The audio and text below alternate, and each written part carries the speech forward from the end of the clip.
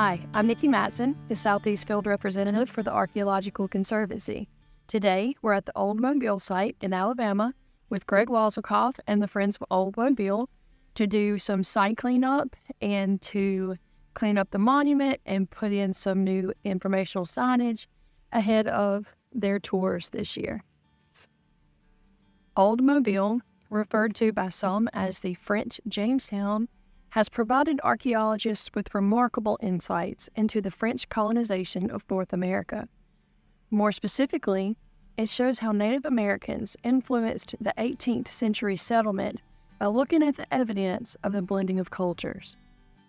This glass scraper would have been used for working hides, which is an interesting combination of European material and native knapping ability.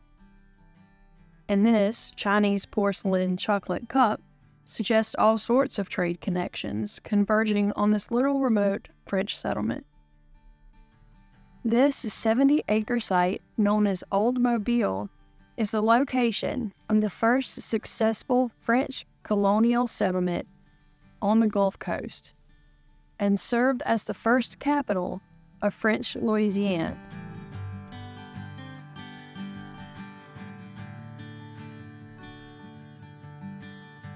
This important site has undergone 35 years of archaeological research under the direction of Gregory A. Waselkov, archaeologist and professor emeritus at the University of South Alabama.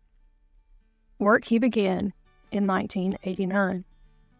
Hey, Greg, what would you like people to know about the history and archaeology of Old Mobile? Yeah, well, the history is pretty interesting. There's a 27-mile bluff, or Old Mobile, and it's called that because it was the original site of the city back in 1702 when the French colonists were looking for a place to build a permanent town. They picked this bluff here on the Mobile River, and then they left in 1711, so they're only here 9.5 years, but they left behind a lot of great archaeological evidence of their presence here.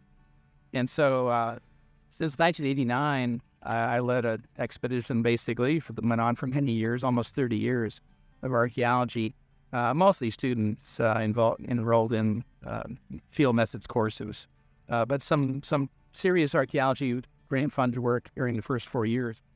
And we uncovered about 55 building sites from this town. It's really well preserved out in the woods.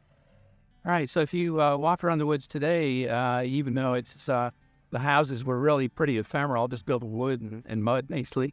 You can still see clay floors evident in a couple of spots where the French houses stood. And so anyway, over the last 30 years, we chose 10 of those houses to excavate in detail. 3 of them turned out to be barracks buildings. A couple were private homes, some quite wealthy, some very poor people, and one Indian house, probably a Mobilian Indian house, and a blacksmith shop and some taverns. So really quite a variety of houses that we were able to excavate. And we learned a tremendous amount about the archaeology of the French colonization of this portion of North America. Established by Pierre Lemoyne d'Iberville in 1702, the town was planned and laid out in a grid pattern with streets and large lots. At its peak, Old Mobile consisted of 350 inhabitants and 80 to 100 structures. The settlement was named after its tribal neighbors, the Mobilians, reflecting how the French aimed to establish a working relationship with Native Americans in the region.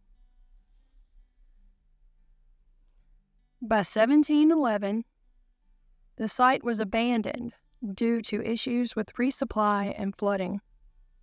Residents took everything of value and moved the settlement 27 miles downriver to the present-day location of Mobile, Alabama. Archaeological evidence suggests the colonists destroyed Old Mobile by fire when they left. The DuPont Chemical Company and its successor on site, FMC Corp., donated protective archaeological easements to the Archaeological Conservancy beginning in 1994, and in 2010, Mobile County also donated an easement, effectively protecting over half of the entire site area. These archaeological easements allow us to prevent activities that would disturb the site's fragile archaeology. They also allow researchers designated by the Conservancy the right to conduct research.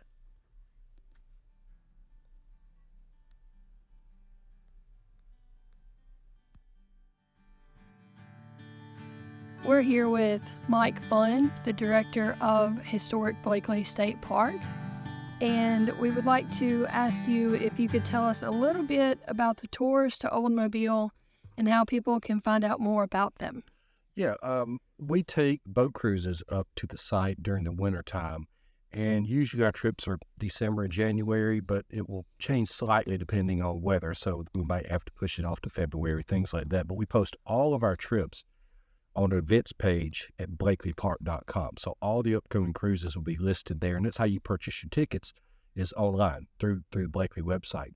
But what we do on those cruises is we actually pick people up at Live Oak Landing, which is about 20 miles north of the park, and from there, it's about an hour ride up the river to the Old Mobile site, and then we making our way up the bluff, which is not as intimidating as it sounds. You got to take a few steps. We take a small step ladder, or we just have people help you up. But there is a slight bluff to climb.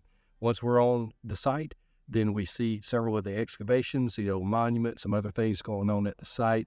Dr. Waselkov usually guides us. We're on the site itself about an hour. Then we go back down the bluff, get on the boat, and got about an hour back. So it's generally about a 3.5 hour excursion altogether. And again, we leave from Live Oak Landing, but all that information is in our ticketing. So it'll tell you exactly the address, where to meet, what to expect, and even remind you again about that there's a little bit of a climb involved. But short walk and a nice ride and some really fabulous interpretation of one of the most important sites anywhere on the Gulf Coast.